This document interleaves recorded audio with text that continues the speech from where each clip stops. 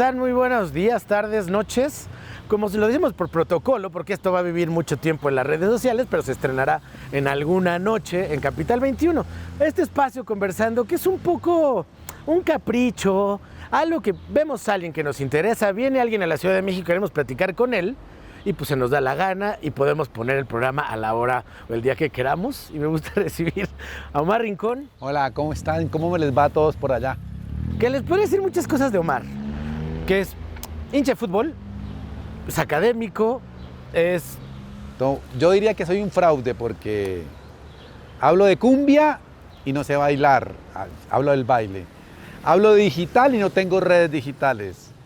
Hablo de televisión y no veo tanta como quisiera. Soy profesor y no entiendo a los zombies que son los estudiantes hoy. Y pues bueno, ¿por qué no vamos a una pequeña cápsula para que te conozca la gente? Y volvemos. Omar Rincón. Omar Rincón, de nacionalidad colombiana, es un escritor, periodista, creador de contenido audiovisual, académico y experto en medios públicos. Actualmente es investigador y profesor de la Universidad de los Andes, así como consultor en comunicación para América Latina en la Fundación Alemana Friedrich Ebert. Algunos de los libros de su autoría son Narrativas mediáticas o Como cuenta la sociedad del entretenimiento, televisión pública. Del consumidor al ciudadano y televisión, video y subjetividad. Hoy nos acompaña con esta frescura que le caracteriza para entender a los medios públicos y su quehacer en la audiencia y la sociedad. Con nosotros, Omar Rincón. Me gustaría comenzar esto por el principio, que es en este momento, en esta época, es lo único que puede gobernar a alguien, ¿no? El había una vez. Ya después no sabemos cómo llegar y colorín colorado este cuento se ha acabado, pero los principios sí. Y digamos, en un momento en que las redes sociales, las plataformas, ¿por qué es necesario hablar de televisión? De hablar de televisión pública. Bueno, la televisión, eso que alguna gente estará viendo ahí, la han matado muchas veces. O sea, la televisión ha muerto infinidad de veces y la televisión no se ha quejado, no ha entrado en cuidados intensivos, no ha hecho nada. Se ha mantenido quietica. Entonces, el aparato mismo del televisor, dijeron, lo va a reemplazar la tableta, lo va a reemplazar el celular, lo va a reemplazar la computadora. Y no, resulta que ahora estamos llenos de televisores por toda parte y lo llamamos inteligente, o sea, se volvió inteligente la televisión y sobrevive y es el paisaje número uno contemporáneo, es como el cuadro de pintura que marca esta época. Entonces, como tecnología se mantiene, ya como lenguaje, lo que era televisión clásica, lo que hacía Televisa o hacía TV Azteca, eso se mantiene, pero hoy lo que ha hecho la televisión es virusear al resto, es como, salieron las redes digitales, pues yo me voy de las redes digitales y me meto allá. Y me meto y cojo a YouTube y lo hago parecerse a mí. Está Facebook, pues hago el streaming para que se parezca a mí. Está Twitch, hago streaming comentado para que se parezca a mí. Está Instagram, hago stories para que se parezca a mí. O sea que la televisión es como un lenguaje, una manera de contarnos en la sociedad contemporánea que se toma todas las pantallas, aparezcan donde aparezcan y aparecen ahí, está la televisión. Entonces la televisión hoy se ha tomado a todas las pantallas, por lo tanto sería una televisión expandida lo que tenemos hoy en día. Y lo público sí es más raro porque la televisión pública, yo creo que si están viendo Canal 21 pues sí saben que es televisión pública, este es un canal de televisión pública. Pero un ciudadano común y corriente dice televisión pública, para que sepan, en México sería el Canal 11 y el 22, por ejemplo, y Capital 21. Entonces lo público siempre se ha entendido muy bien en la calle. Aquí estamos caminando por este espacio público, que es un espacio para todos. Vamos a la escuela pública donde va mucha gente. La televisión pública siempre ha existido y es muy importante, solamente que ha tenido una cosa que no me gusta a mí, y es que a alguien se le ocurrió decir que la televisión pública tenía que ser educativa y cultural.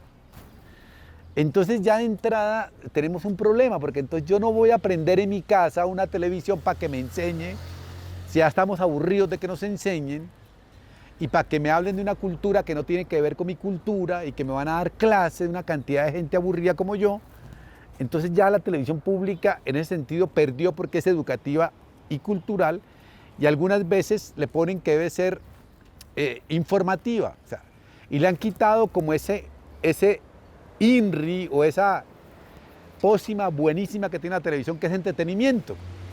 Es como que si el entretenimiento fuera pecado. Entonces la televisión pública hoy es muy importante. ¿Por qué razón? Porque es que para hablar del mundo mundial tenemos CNN, tenemos Netflix, tenemos Prime, tenemos una cantidad de cosas. Para conocer las culturas gringas, europeas, tenemos 7000 canales desde Nat Geo, todo ese tipo de cosas. Para saber cómo son los niños del mundo tenemos todo Disney Plus. Para saber de nosotros, de aquí, de la Ciudad de México, solamente tenemos la televisión pública de acá. En las otras televisoras, incluida Televisa y TV Azteca, hablan de una ciudad que no existe, es mala. Recuerden que las telenovelas decían, voy a la ciudad, ni siquiera a la Ciudad de México, voy a la ciudad, vengo del rancho. El auto no tenía bajo que dijera Ciudad de México, sino decía Santa Mónica, una ciudad etérea.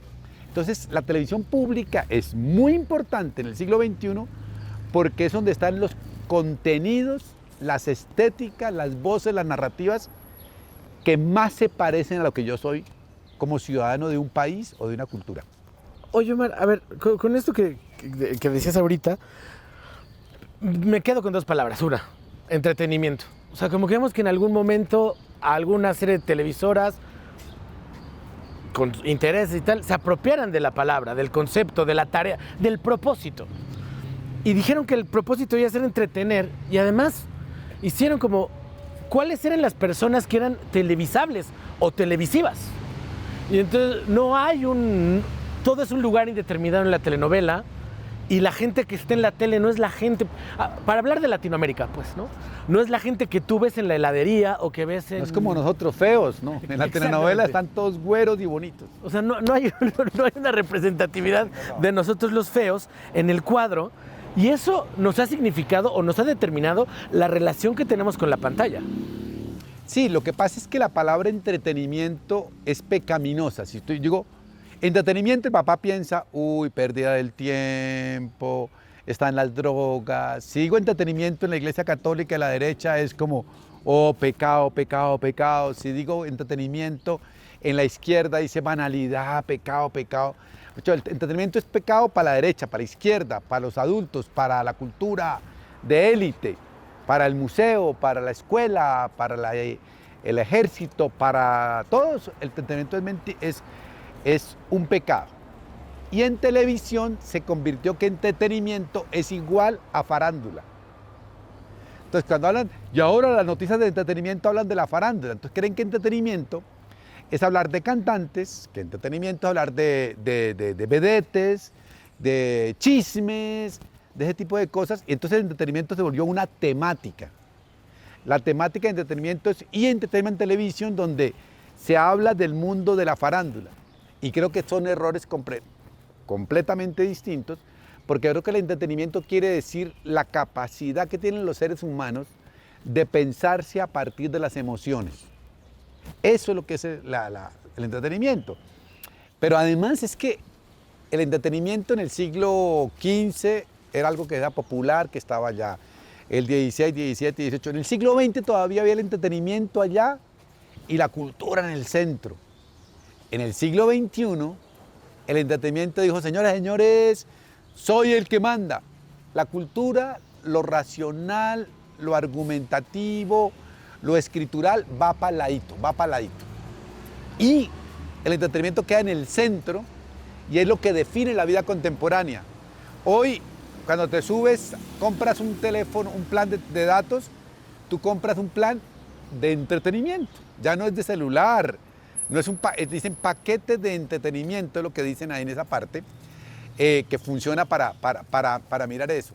Cuando estás de novio tienes que ser entretenido, cuando eres profesor tienes que ser entretenido, cuando eres papá tienes que ser entretenido. El niño a los 5 años comienza a decirle al papá, estoy aburrido, y el papá se vuelve, la mamá, unos entretenedores. Entonces el entretenimiento hay que volver a recuperarlo, como pensar la vida a partir de lo emocional y si lo ponen en lo popular, a partir de contar historias a partir del humor, a partir de lo colectivo, a partir de poner el cuerpo.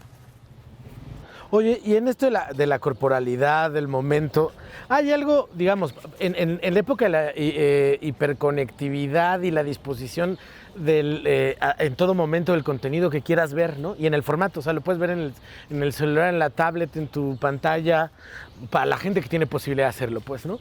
Pero de pronto parece que está esa cosa medio anacrónica, hija del siglo XII, que es la tele que tiene un horario y se radiodifunde y te dice, a las 9 son las noticias y a las 10 tengo una película. ¿No? También parece que es una idea un tanto romántica, pero si desde otro lado puede verse incluso como medio de resistencia a ese mundo de la demanda individual, ¿no? Sino es como, no se olviden que tenemos una cita a esta hora y que la corporalidad es distinta y como que tienes cierta obligación de saber que en ese momento hay gente como tú viendo lo mismo en otro lado y que es un respiro, como... Claro, pero yo lo que creo es que esa rutina, que el factor de verte la telenovela a las 8 de la noche y ver Rosa de Guadalupe a las 5 de la tarde y toda esa cosa, marcaba los tiempos de la gente. Creo que la gran revolución de las plataformas, o sea, cuando surgieron las plataformas, es que nos dice que yo consumo los entretenimientos como yo quiero. O sea, yo soy el propio programador de entretenimiento, o sea, yo programo mi entretenimiento. A mí que Canal 21 no me lo programe, que yo lo programo como sea.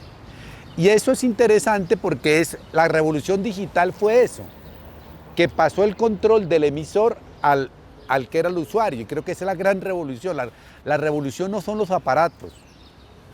La revolución es que hoy yo construyo mi entretenimiento, que si hiciéramos un biorritmo de entretenimiento de aquí, el tuyo y el mío, no corresponden a nada. Son como dos mundos totalmente aparte, aunque consumamos lo mismo, pero de pronto consumimos lo mismo en un orden distinto, en un horario distinto, ese tipo de cosas. Creo que el otro que tú mencionas, el clásico, se sigue quedando para dos o tres cosas. Uno, se queda para, digamos, los espectáculos en directo y en vivo. O sea, ver un partido de fútbol, por eso la televisión de fútbol está ganando canales, negocios, es el gran business hoy. O sea, ¿cuál es el que tiene mayor rating al directo? La televisión de fútbol. Porque eso sí, o lo ves en directo, o uno puede verse un partido y repetirlo, pero Sí, no. porque lo puedes ver, pero no estás en la conversación. No estás. No, Es o más, sea... cuando uno no lo logra ver, dicen, por favor, no me cuenten el resultado. Porque hay el deporte tiene la dramaturgia está en el resultado. Entonces, si uno lo ve, pero lo mismo pasa con el béisbol, con el fútbol americano, Entonces, la televisión deportiva sí ha recuperado eso. Y otra parte que puede recuperar también es la transmisión en directo, pero comentada, que creo que es lo que la gente de Twitch ha hecho, como hace el Kun Agüero, y es que transmiten en directo un partido de fútbol, pero comentado por él, la persona que comenta. Entonces, es una transformación que la televisión tendría que haber hecho históricamente y no ha hecho, porque la televisión tiene un presentador. Bienvenidos a la gala de la noche, luego va a la gala y después vuelve con un comentario, pero no hay nadie que vaya comentando eso. Entonces yo creo que el Twitch recupera al televidente, en el fondo el que comenta es un televidente. A mí me encantaría, digamos, una de las cosas que digo de formatos, ver la mañanera del presidente, pasarla, pero comentándola.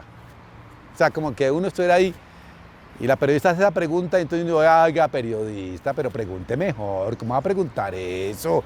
Y después, y verdad, mira Bukele, usted, ¿no? ¿Qué le pasa? O sea, ese man es un dictador. Y el presidente contesta y uno, uy, presidente, bien. No le contestó, se fue por el ladito, me parece súper bien. Entonces sería como chévere eso del Twitch hecho en la televisión tendría que haberlo hecho hace tiempos. ¿Y qué pasa? Viene una red, lo hace y todos, innovación. Entonces creo que la televisión es muy tranquila, pero es la que ha generado todo este tipo de nuevas rutinas de emocionalidad. Entonces yo diría que yo sí espero un partido de fútbol, yo sí espero un espectáculo en vivo, yo sí espero un directo importante, pero yo, por ejemplo, no esperaría la telenovela. Y me molesta cuando HBO y Disney quieren obligarnos otra vez, pero es por negocio, es por monopólicos. No, yo me espero cuando tengan los 7 capítulos, los veo los 7. A mí esa cosa de que usted me quiere obligar ese día a hablar, a ver, no. La rutina la programo yo, con mis amigos, con la gente que quiero. Usted no me va a volver a programar la vida. Y entonces creo que eso es interesante porque es como un acto de resistencia la programación frente a eso, pero hay para todos los públicos. Hay gente que es muy rutinaria, entonces de pronto ver el noticiero te marca el día, ver la telenovela te marca el día y también es válido, o sea, es que no es uno es bueno, el otro es malo. Mucho. Una cosa que tenemos que acabar siempre es el moralismo, no hay ni positivo ni negativo. Cada cual construye su ritual de entretenimiento con respecto a lo que le guste y sus necesidades.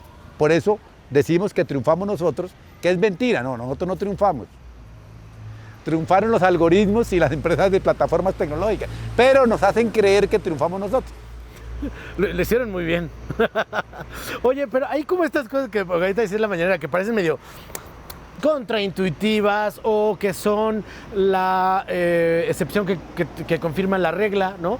De pronto en el mundo de la información hay algo que sucede a una hora en este país, determinada en la mañana, y que es como en donde hay estímulos por todos lados, va a ser el punto donde se encuentra o sea, donde van a cruzarse las informaciones, las discusiones, los debates. Si uno lo ve desde otro lado, La Mañanera es un gran programa de televisión. Está producido de una manera muy televisiva. Claro, es que es excelente programa televisivo. ¿Qué debe tener la televisión buena? Uno, debe tener un personaje, sea presentador, actor, lo que sea, que tenga carisma, que tenga telegenia, que tenga tumbado, decimos en Colombia, que tenga ese espíritu que las cámaras adoran y hacen único y singular. Y el presidente AMLO lo hace. Segundo, debe tener un ritmo. Los noticieros de televisión se les olvidó que el ritmo existe. Entonces el noticiero de televisión es, bienvenido, la noticia del día de hoy es que AMLO dijo que no se quiere parecer a Bukele. Vamos con un informe, el presidente dijo... En cambio, el presidente de México sabe que la televisión es hija de la oralidad y que hay que plantear los ritmos. Entonces, habla lento para generar atención y para que el televidente participe. Cuando él dice una idea, dice, es que yo digo abrazos y no balazos y la gente se ríe de mí y se queda callado, es para que el televidente en ese momento diga, ¡ay, sí! ¿Cómo se van a reír de eso? Yo tampoco me río, me parece que es súper bonito eso que dijo el presidente. Y luego continúa. O sea, en esas pausas permite que el televidente y los periodistas participen con su imaginación y digan cosas. Tercera regla, además de ritmo, debe sorprender, que el relato sorprenda. Y él tiene una promesa de que te va a sorprender con alguna cosa que diga. Entonces, tú te quedas ahí esperando con qué es que me va a sorprender el día de hoy. Si hoy no hubo sorpresa, uno dice, uy, estuvo malo el capítulo, no, como que fue muy obvio, ese tipo de cosas. Esas tres cosas son televisivas. Y la cuarta es que es en directo. Y el directo es la adrenalina en la televisión. ¿Por qué? Porque el directo todo puede pasar. Este programa es grabado. Aquí yo me puedo equivocar o tú te puedes equivocar y no pasa nada, lo quitamos. Si estamos en directo y yo digo una mala palabra, no la podemos quitar y dicen, uy, ese tipo dijo esto. El directo tiene la adrenalina del real y creo que por eso el programa es muy televisivo. Y la quinta regla que yo diría del programa del presidente, que es muy televisiva, es que uno debe conocer la audiencia. Entonces, él hace ese programa de televisión no para tener 50 puntos de rating como tiene un partido de fútbol, no. Él hace ese programa porque sabe que su público número uno son los periodistas que van a retomar de ahí las noticias del día. O sea, él hace ese programa para los periodistas, para que ellos retomen su agenda informativa. Es un público chiquitico, pero lo logra. Segundo, para sus militantes que requieren como la misa del día para que les diga cómo actuar en la militancia. Y tercero, tiene muy claro el público, que es el público popular, que le encanta sobrevivir en medio de todo. El man que más sabe de televisión en Colombia, que es Dago García, el tipo decía que en la telenovela, en la televisión no había que producir o suspiros, o lágrima, o risa, que eran las tres cosas. Que la persona suspire. Segundo, que se emocione y lagrime o se ría, que son las tres cosas que debe producir. Punto. Que si un programa de televisión produce alguna de estas tres, es exitosa. Yo diría que hay una cuarta, que es la que nos interesa en la pública, que es no podemos producir muchos suspiros porque no somos tan narrativos. Sí. Lágrimas, pues no le jugamos mucho a las lágrimas. Risa, de pronto algún humorcito le podemos poner, pero creo que la televisión pública lo que es potente es que genera conversación social, que debe hacer lo que es. O sea, porque uno de los criterios de éxito de la televisión, para mí, pública, es que de lo que hablemos aquí, que una vez terminen de ver esto ustedes, vayan a comerse un taco, vayan a tomarse una chela y digan, oiga, me pareció chévere ese concepto que manejaron allá o esa idea. Por eso también, viste, ahí tendríamos un sexto punto de éxito de AMLO, que es La Mañanera pone a conversar a México.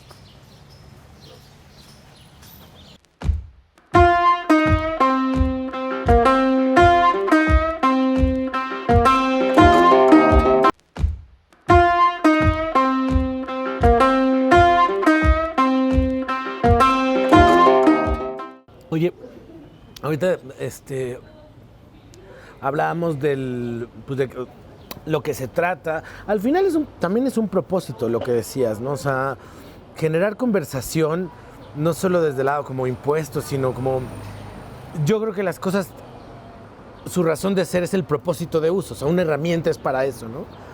Y la tele pública no es poca cosa decir que tendría que asumir que tiene la posibilidad de provocar, de promover y de conducir incluso debates desde los más chiquitos hasta los trascendentales, ¿no?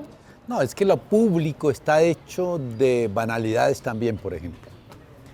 O sea, esta cosa de que lo público solamente es solemnidades, trascendentalidades, la educación pública la educación pública es diversión, es juego, es albur, es socialidad, es elemento. Entonces, por eso yo creo que la televisión pública debería traducir esa experiencia de lo público. Lo público, en principio, ¿qué es?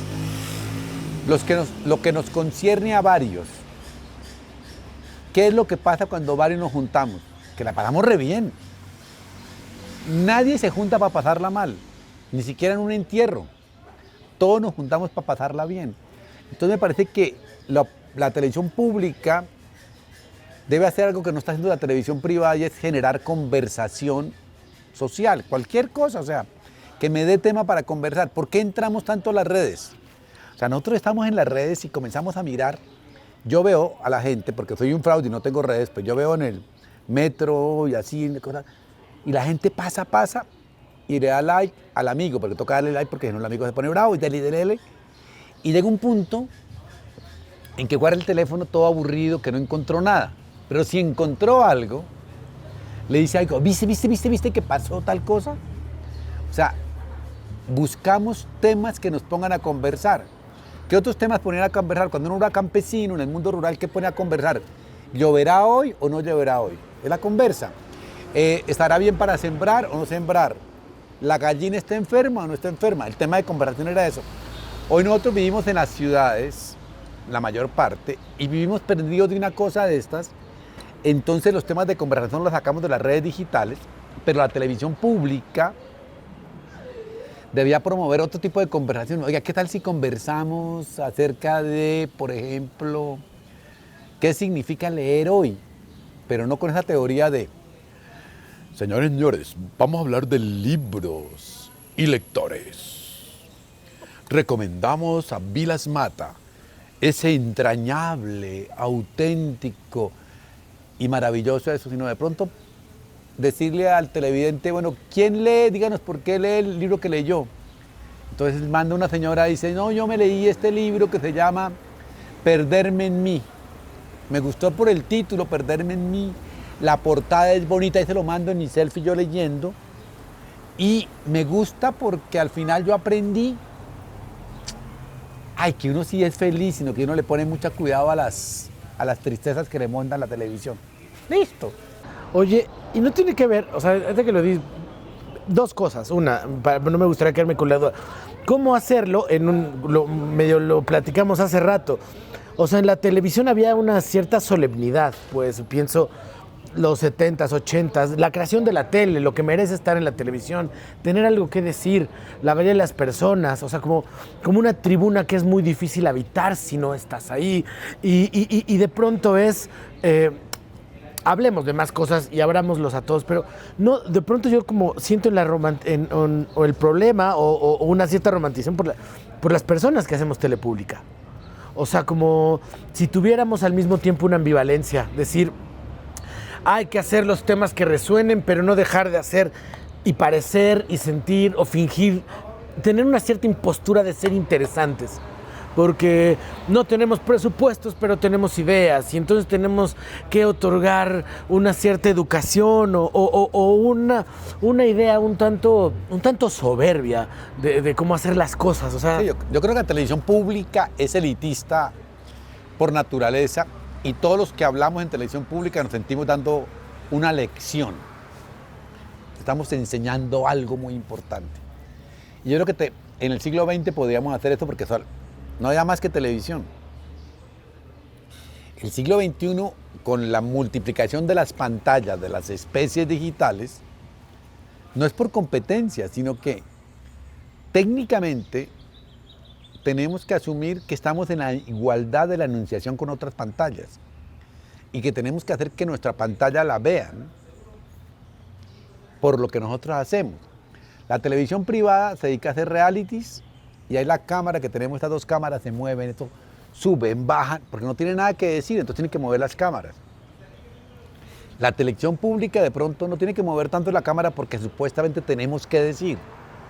O sea, por contenido no estamos mal, pero lo que no hemos encontrado todavía son, en muchos casos, el formato adecuado para contar eso. O sea, no es que el tema no haya que hablarlo, a mí me parece que hablar de ópera está bien. Pero para hablar de ópera, no tengo que decir, Puccini nació en Italia en el año 1535 y hizo esa ópera para encontrarse con sus amantes. No. En cambio, si uno le dice, vea, esta ópera era la telenovela de esa época. Era como, los ricos también lloran. Y en esta ópera pasa una cosa como parecía, había una chica pobre y vamos a ponerle subtítulos para que usted vaya viendo eso. En lugar de poner el cantata Débora, vamos a poner abajo como traducción a telenovela actual, la ópera. Está actuando, entonces la gente está cantando y dice, en este momento, abajo en el crédito, en este momento le está diciendo que es un degenerado, que cómo la fue a dejar, que la enamoró, pero que no fue. Y el televidente dirá, esto es lo que está cantando ahí. No es traducción exacta de lo que dice, sino del sentido de eso. La televisión pública tiene que incluir a todos. A las personas con discapacidad sonora, la discapacidad visual, tienen que incluir a nosotros los viejitos, tienen que incluir a nosotros los feos, tienen que incluir a los niños, tienen que incluir a las minorías cultas también, a los que les gusta el arte y eso, tienen que incluir a los jóvenes, tienen que incluir a todo el mundo, por eso es pública, porque es donde todas las diversidades tienen posibilidad de pantalla. La televisión privada no, la televisión privada por eso no hace televisión infantil, porque no es buen negocio.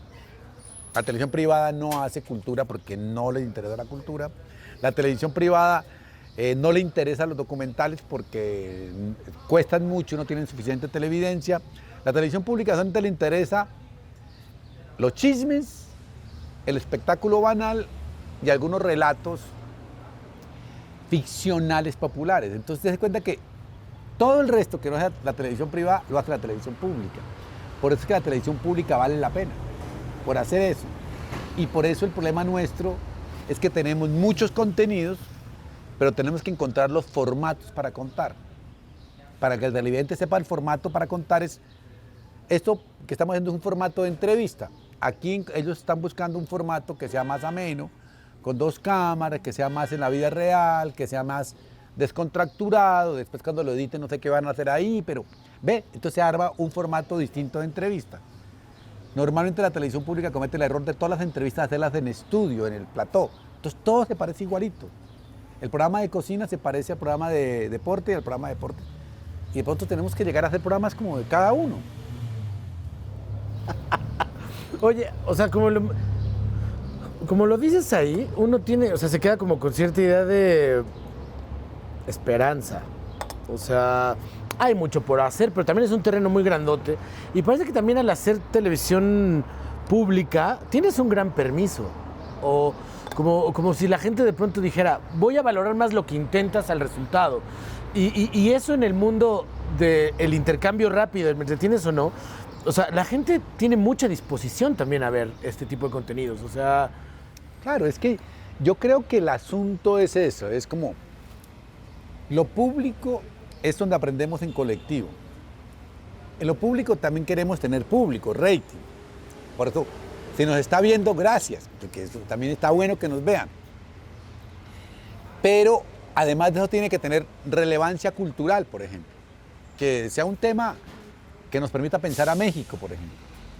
Debe poder tener de reconocimiento, relevancia de reconocimiento. O sea, que una gente que no sale en televisión frecuentemente salga, o unas temáticas que no salen frecuentemente salga. Pero tiene que tener relevancia estética, o sea, que experimente, porque la televisión industrial no puede experimentar porque su naturaleza es hacer el mismo taco siempre y no experimentar. Entonces, nosotros en la televisión pública tenemos que experimentar muchas formas de hacer lo mismo. Entonces, me parece que lo lindo, lo bello de la televisión pública es que es un laboratorio ciudadano, estético, narrativo y político. Y que ese laboratorio debe acostumbrar al televidente a sorprenderlo, a decirle, ¿se acuerda que la semana pasada le contamos así? Esta semana le vamos a contar de otra forma.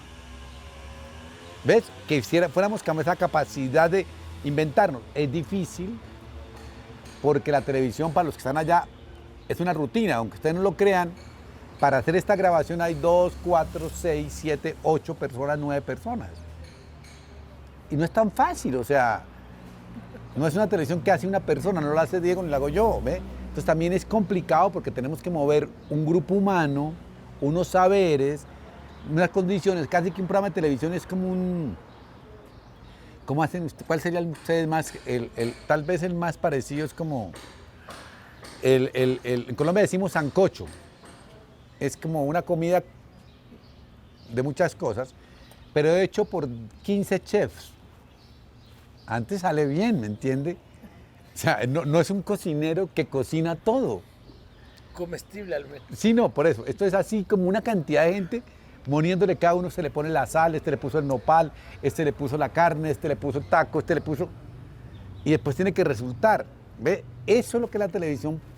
Y la televisión pública tiene que innovar, no solamente en esto de la cámara, del formato, sino el sonido, en nosotros, que hagamos cosas distintas. Y claro, en formar al televidente o de seducir al televidente va a decir, den la oportunidad de esto. Casi que la promoción debería decir, en lugar, por ejemplo, este programa, en lugar de decir, vean en Capital 21 a Omar Rincón, crítico de televisión de Colombia, hablando de televisión pública y diciendo cómo la va a hacer mejor. Nadie nos va a ver. En cambio, yo digo,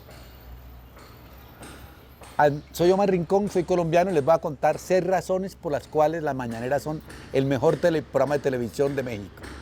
Quédese o venga. El televidente dice, hijo de pucha, 6 razones. Yo me voy a ver eso, a ver qué se inventa este güey. ¿Ve? Eso es lo que nos falta, que creemos storytelling. La televisión pública, contamos de qué hablamos, no contamos cómo lo contamos. Y todas las promos deben hacer cómo lo contamos, no de qué vamos a hablar. O sea, porque la seducción humana está en cómo contamos las historias, no de qué hablamos. Las historias que resuenan están en lo así llamado lo popular. Y de pronto, como que esas pequeñas historias donde se ve la fisura de la escultura, que son las más, que es donde le da vida y que ves que es mármol y que es algo, que fue algo que alguien lo trabajó, de pronto nos dan como miedo, ¿no? O sea, nos dan como, o hay cierto clase que le da prurito simplemente la palabra popular y entonces la exotizamos o la condenamos o la ponemos políticamente en otro lado, pues, ¿no? Sí, yo creo que la televisión pública en el mundo mundial fue hecha por lo que llamaríamos la élite cultural y la élite política y la élite educativa. Entonces, esta élite moderna, ilustrada, no lo hizo de mala onda ni de mala leche, pero enfatizaron el discurso educativo de la modernidad, la civilización escritural, la civilización ilustrada. Y en ese sentido, renunciaron a lo popular y le dejaron lo popular a la televisión privada. Entonces la repartición fue mal hecha porque es como ustedes los privados hagan cultura popular, nosotros hacemos cultura de élite. Y a partir de esto, lo dijo un experto en televisión pública, mi papel en la sociedad es subirle el gusto a los pobres. Yo no estoy de acuerdo con eso, o sea, para subirle el gusto, ¿quién dijo subirle el gusto? O sea, el gusto de ellos no sirve, es gusto bajo y el mío es aquí, y para eso está también la educación y para eso está... Entonces yo creo que eso es el síndrome de nacimiento que tenemos de la televisión pública y hacia el día de hoy lo seguimos manteniendo. Y seguimos asumiendo un modelo europeo, que es que la BBC, que la Deutsche Welle, que la televisión española, y no nos dimos cuenta que en América Latina tenemos una categoría que ellos no tienen, que es lo popular, y que es la que nos define como latinoamericanos. Y entonces a ese popular no le estamos dejando entrada a la pantalla. Ese popular, ¿de qué está hecho? Si lo contara rapidísima, está hecha de las formas de amar, de las formas de morir, porque lo popular celebra la muerte, los rituales de muerte, de las formas de comer, de las formas de poner el cuerpo, o sea, de bailar, cantar, ese tipo de cosas, de los rituales colectivos, y eso no lo entramos acá. Entonces me parece que no dejar entrar esas temáticas y después no lo dejamos entrar como modo de pensar. Lo popular es como modo de pensar, lo popular es pensar en historias más que en contenidos o razones. O sea, yo hablo del amor vía una historia, hablo de la justicia vía una historia. Segundo, en poner el cuerpo tanto en el baile, como en el caminar, como en el comer, como en el llorar, como en ese tipo de cosas. En usar el humor como crítica social para criticar a los poderosos. Y cuarto, en celebrar lo común, lo festivo, lo alegre común. Esas 4 formas de narrar de lo popular debería de alguna forma impregnar muchas narrativas de la televisión pública, pero fíjate que en la televisión pública casi que no hay humor, si es que no hay. En la televisión pública se celebra lo colectivo, pero con lo colectivo como una temática para hablar y no como una forma de interactuar. Lo de poner el cuerpo, de vez en cuando hacemos algo de baile y de música, que está bueno, eso más o menos ha entrado en la comida. Y lo de contar historias, casi que va a ser una regla, es como, señores televidentes, hoy vamos a hablar de la ciudadanía. Les voy a contar 5 historias de la ciudadanía. 1, cómo nació el concepto. 2, cómo se baila.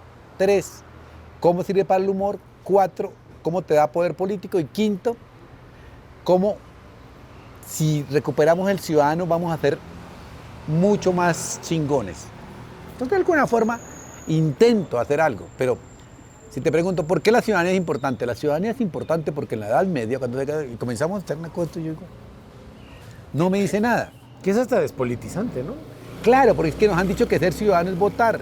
No, ser ciudadano también es quejarse, es exigir, es tener derechos, O bailar en la calle, ¿no? Es poder ser libre en colectivo. Hay una cantidad de cosas de ser ciudadano. A mí me dicen la palabra ciudadano y yo me asusto, digo, uy, ¿ahora qué me tocó hacer? ¿Ves? Entonces, creo que sí nos falta recuperar lo popular resto en la televisión pública de América Latina. Para vernos ahí, o sea... Para vernos, pero también para espejearnos en nuestras formas de ser.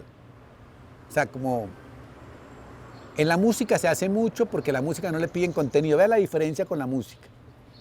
La música le va re bien, pero uno no le pide a un sonidero mexicano que tenga buen contenido. Ya con solo ser sonidero ya es música y es mexicano. Sí, claro. En cambio, si es televisión pública, le decimos que el contenido sea bueno. Digo, pero a ver. Sea como el sonidero, o sea como la cumbia aguada, o no sé, sea. Y creo que la televisión se le exige una cosa que de verdad no se le exige a nadie más. O sea, a las redes digitales no le exigen eso a nadie, a la música no le exigen eso, a la comida. Y es que que enseñemos todo el rato. Es rarísimo. ¿Por qué nos exigen eso? Si la televisión es para estar ahí, como un amigo cotidiano con el cual convives.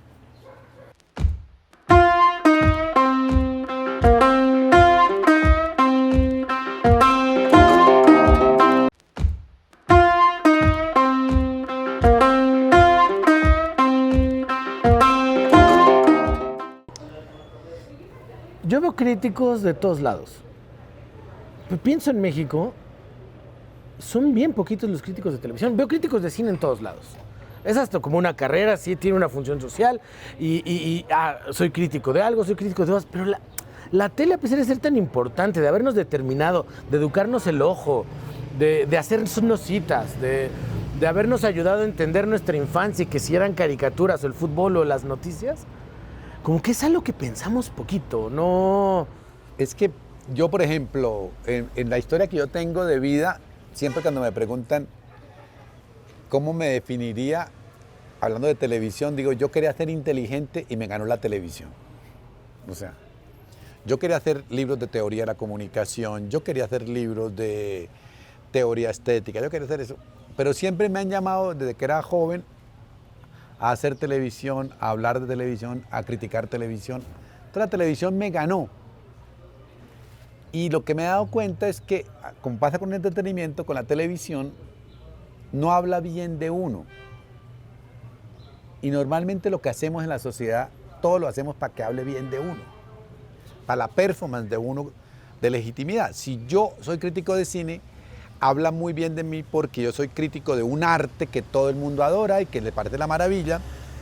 No importa que el 98% de películas del año sean una porquería, pero siempre hablan de ese 2% que son una maravilla y con eso les parece espectacular. O de arte, o de danza, o ahora de cocina gourmet, en ese tipo de cosas. Entonces, la televisión es vista como la que no merece ninguna atención porque es tan cotidiana, está en todas partes, es tan banal, es tan eso que para qué le dedican tiempo a eso. Eso no es tan significativo. Y yo creo que el error que tienen es que si uno no entiende eso de la televisión, el consumo cultural de la televisión, no va a entender un poco la sociedad en las que habita. O sea, yo cuando vengo a México o voy a cualquier país de América Latina, lo que más hago es ver televisión de ese país para entender en qué se mueven. Porque si no veo televisión de ese lugar, no sé qué está viendo. Puedo ir a ver el cine y no entiendo nada. Puedo ir al arte y no entiendo nada. Para poder entender cómo se mueve esa sociedad, tengo que ver la televisión, porque hay unas noticias, porque hay un escándalo, porque hay una telenovela, porque hay una película. Entonces, yo sí creo que el problema de la televisión es que, al ser tan cotidiana, como que no tiene significación en discurso social, no habla bien. O sea, si digo que soy crítico de televisión, no habla bien.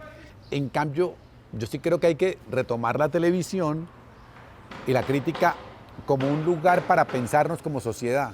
O sea, que no es un lugar solamente para hablar del aparato, sino como a partir del aparato nos construimos socialmente y políticamente y culturalmente. Yo creo que en eso la academia está lejano de hacerlo y creo que fracasamos frecuentemente, y lo digo por todos lados. Yo creo que hoy en día en Argentina lo hacen bastante bien, algo en España y muy bien en Estados Unidos.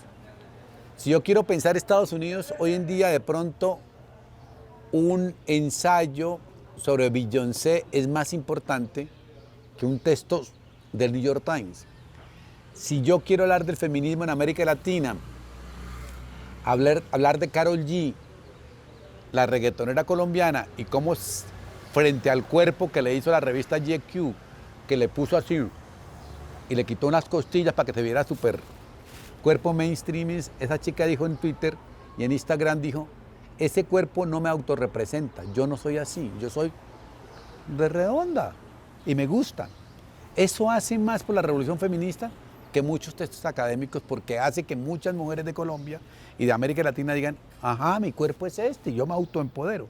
Eso salió, no es banalidad, es que es banal porque Karol G, no, eso es demasiado potente, que es que seamos capaces de encontrar los cuerpos en los que somos como identidad. Y ahí se puede pensar desde la televisión fácilmente ese tipo de cosas, o sea, cómo pensarlo desde ahí me parece que es clave. Oye, dice Luis de Tavira que en México la máscara es algo que nos ponemos para develar, lo platicamos el otro día. La televisión es una herramienta para qué? Es como un editorial de la existencia, algo que nos permite hablar de todo. ¿Cuál es el gran... Si tú tuvieras que explicarle el primer contacto con los alienígenas y que te tocara explicarles qué es la tele o qué fue la tele, esto se va a ver en el año cuando el sol ya no exista y solo seamos ondas en el universo, ya le entendería, te toca el capítulo tele. Yo lo que diría es que la televisión esencialmente hace una cosa que la sociedad moderna, la sociedad nuestra no hace. Y por eso la televisión vivirá forever and ever y será feliz. Porque nadie le pelea a este ritual. La televisión es un invento que se hizo en el siglo XX para que esos seres humanos del siglo XX y XXI se relajara. Es el lugar no productivo, no importante, donde los seres humanos podemos relajarnos. Para eso no hay nada más. ¿Ve? Para ilustrarte tiene los libros, para pensar política de los partidos, para todo, pero para relajarse, socialmente, ¿qué nos ofrecen? Hoy en día se inventa que caminar, pero no, que hacer deporte, pero no es tan masivo como eso. En cambio, la televisión, todo ciudadano sabe que es el momento en que no va a pensar, se va a relajar. Entonces yo diría que es un mecanismo de relajamiento público, colectivo, en el cual todos nos sentimos humanos en el siglo XX y en el siglo XXI.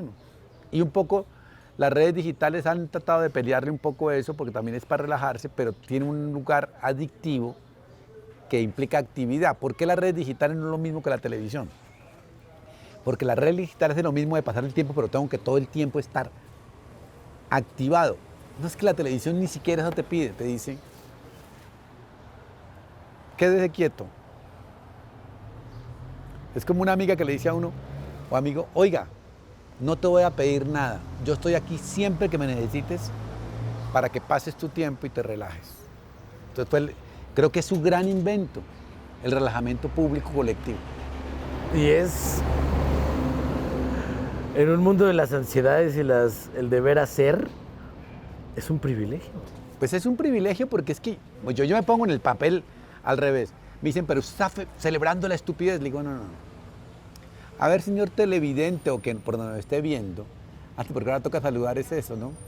Buenas noches, buenos días, buenas tardes y buena en la pantalla que esté, en YouTube, en Instagram, donde nos esté viendo.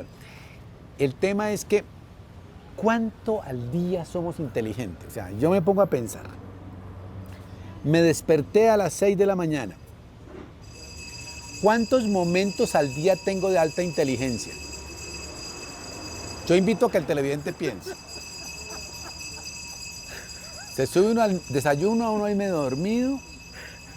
No porque fuera tan inteligente. Sí.